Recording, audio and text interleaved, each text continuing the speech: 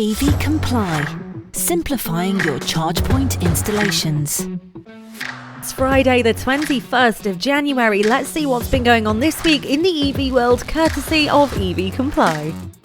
This week, VW has teased an ID Buzz Reborn electric microbus.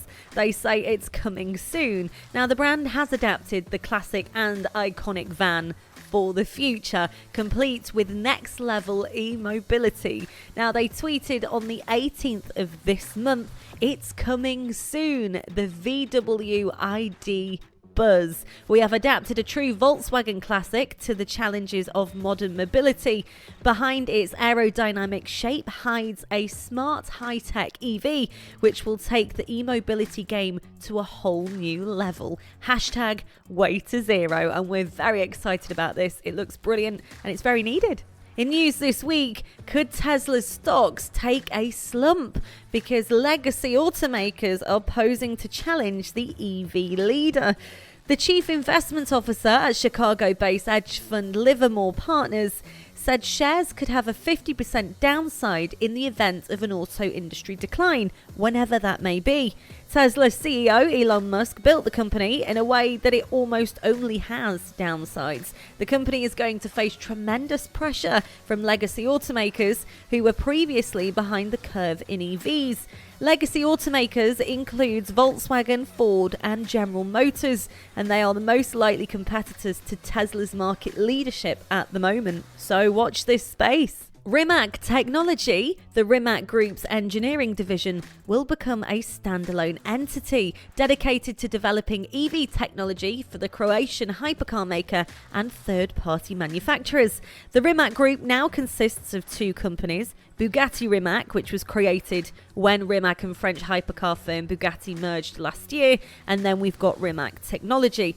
Now, the Rimac Group owns 100% of Rimac Technology and a majority stake of 55% in Bugatti Rimac, with the remaining 45% owned by Porsche. Now, the technology side will expand its operations in engineering, development and production of high-performance battery systems. It's going to also develop electronic systems, electric drive units and user interface components.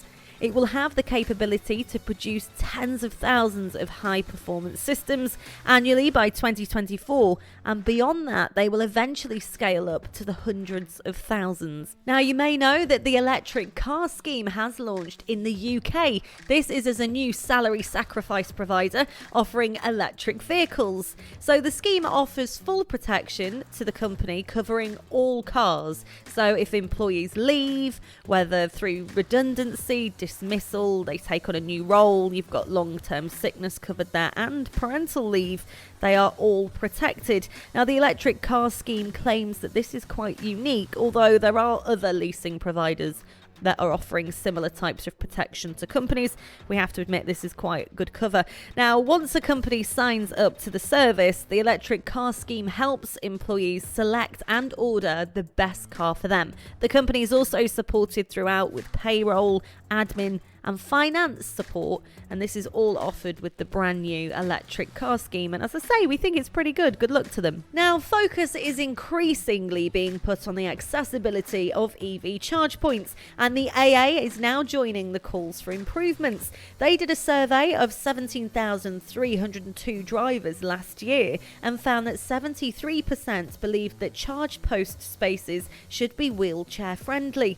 79% believed that charge post designs should consider users with limited mobility and or disabilities, and 80% said there should be access to a 24/7 helpline. Quite strong figures there. Now, a separate survey from the SSEN also found that there are concerns for disabled drivers surrounding becoming vulnerable if their EV runs out of charge. And when it comes to the price of an EV as well, there are additional barriers such as extra costs for modifications.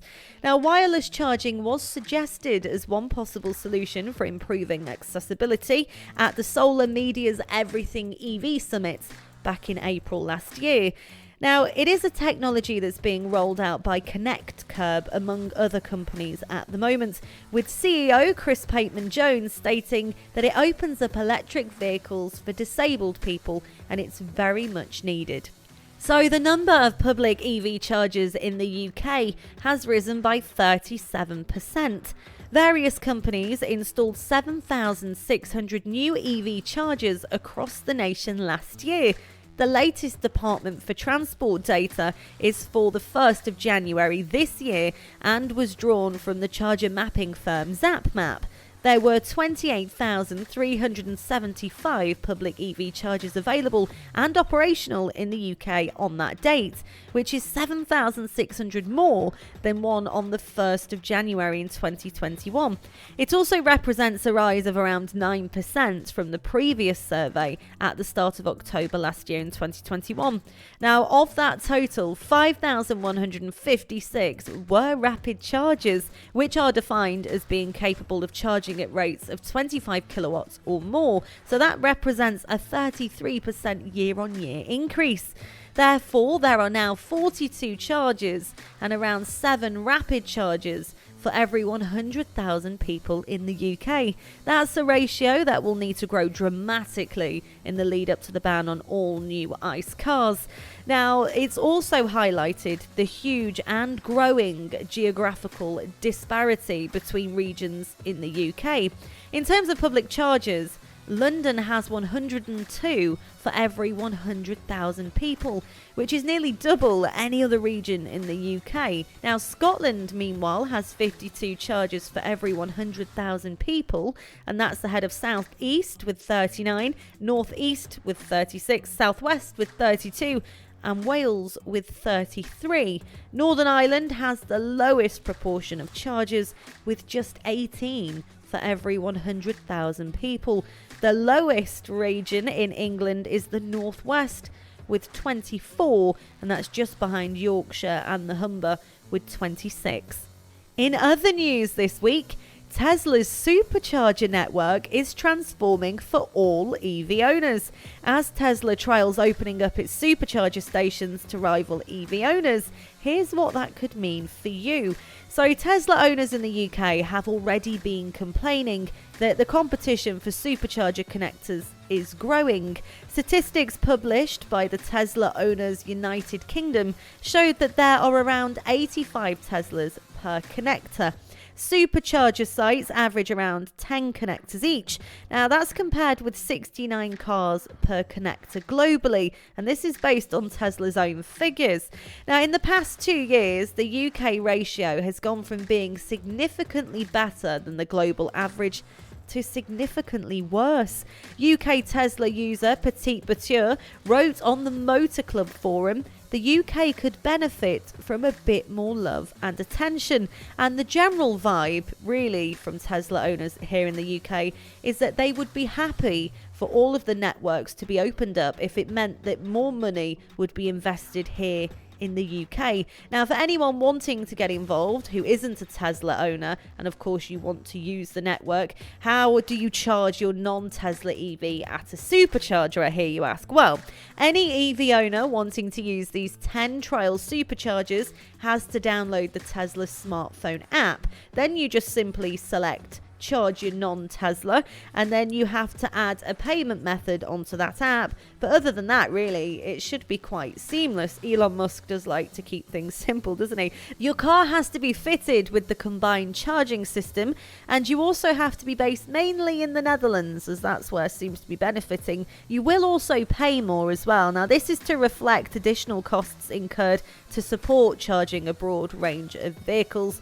According to Tesla, although paying for a charging membership will lower the per kilowatt price of electricity, Tesla owners still get it better though, says the company, for example, with seamless integration and preconditioning technology that better prepares the battery for charging. Excitingly, General Motors has announced plans to manufacture mobile power generators using its Hydrotec-branded hydrogen fuel cells. Now, hydrogen fuel cells, which use compressed hydrogen as their fuel and then releases only water vapor, have been in development for decades. Now, GM has condensed its Hydrotec system into a power cube encompassing 300 individual hydrogen fuel cells. The cubes can then be deployed in a variety of applications, including mobile generators and temporary EV chargers. The hydrogen power generators will only be sold to commercial and military customers to start out, but the automaker has said it plans on offering versions for residential use in the future. GM said the ideal application would be at an outdoor concert venue, thanks to the hydrogen generator's much lower noise profile as compared to gas-powered power sources. Another use case would involve temporary electric vehicle charging installed at locations where demand for charging hasn't yet resulted in a permanent charging station. Hydrotec powered generators can quickly be developed for disaster relief, said Charlie Fries, who is the executive director of GM's Hydrotec division, or it can provide backup for the electrical grid in areas that are experiencing rolling blackouts. GM is planning on offering these generators in multiple sizes for a variety of uses. Each unit will put out power ranging from 60 kilowatt to 600 kilowatt, depending on the size and the use case. They also will use a different number of Hydrotec power cubes. The company's mobile power generator, for example, relies on one power cube, while the Empower Rapid chargers will use 8 cubes. It's a very interesting concept, and we wish them luck with the rollout. And finally, we always love a bit of a laugh here at EV Comply, and this is very tongue-in-cheek. A Tesla has been spotted in California with a number plate that reads LOL space oil, which has highly amused us. You can check that out on our social media feeds. So that is all from me. I'll be back with you next Friday. You are now in the know with the EV world this week. From everybody here at EV Comply, you have a fantastic weekend.